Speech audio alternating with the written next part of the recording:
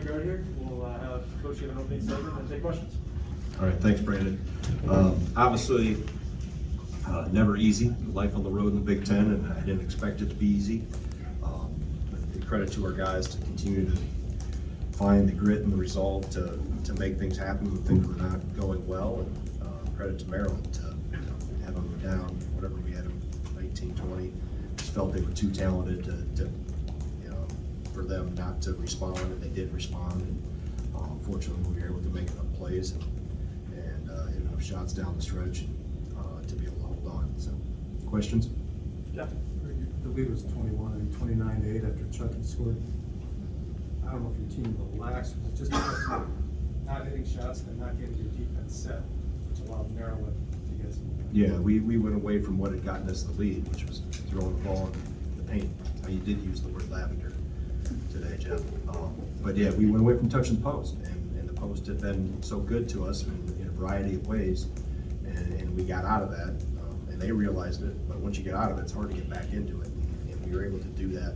The second half, Tyler obviously was able to get to the rim and make some plays in the paint. Steve, like I said, we need to catch ourselves when we get away from it. When we had talked about how good it had been as we had built that lead.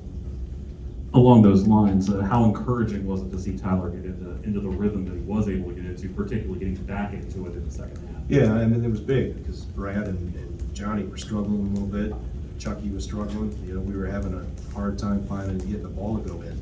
I thought we had some good looks from three. Thought we had the ball deep in the paint.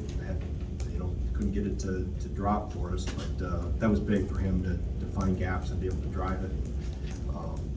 Get there and finish plays. Greg, you had 3 wins in 6 days, and all 3 of them were very different wins. Can you just talk about how important it is to have a good team that can just rally from wherever they are at a one-point lead? Yeah, I mean, it's life in the Big Ten. I mean, specifically, and I shouldn't even say on the road because it's hard at home too, but we've 2 road games and a home game in 7 days, and the guys, they'll sleep well on the ride home, on the flight home. Fortunately, we have tomorrow off and get some rest and recover here a little bit as we head into next week. You mentioned that they got away from touching the post. Some coaches will call timeouts to try to stem the momentum. Some coaches will say, let's see how these guys handle it. Is that what you did tonight? Let's see how they handle it? To a degree, and we were close to media timeouts. If we're close and I feel the next stoppage is going to be a media anyway, I have a tendency just to hold and wait if I need them. If we're long ways from the media, then I would look to take one.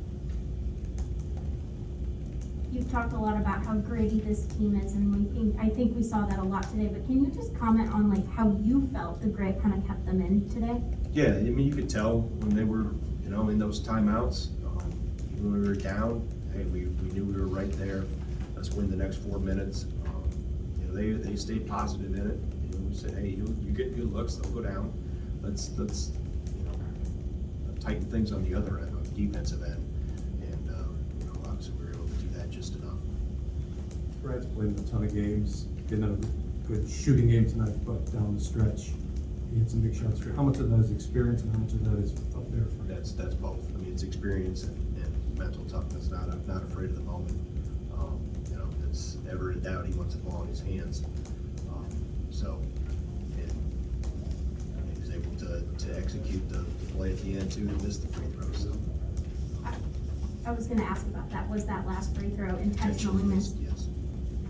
And then just another one, since you answered that one.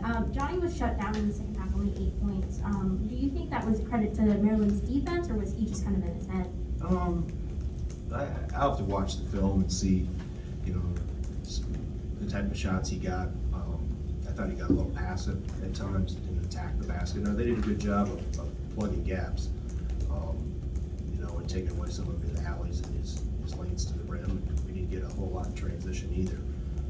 So that's, it's a credit to Maryland to game plan against him and try to make life a little harder and have somebody else try to score. Anybody else? All right, next question. All right.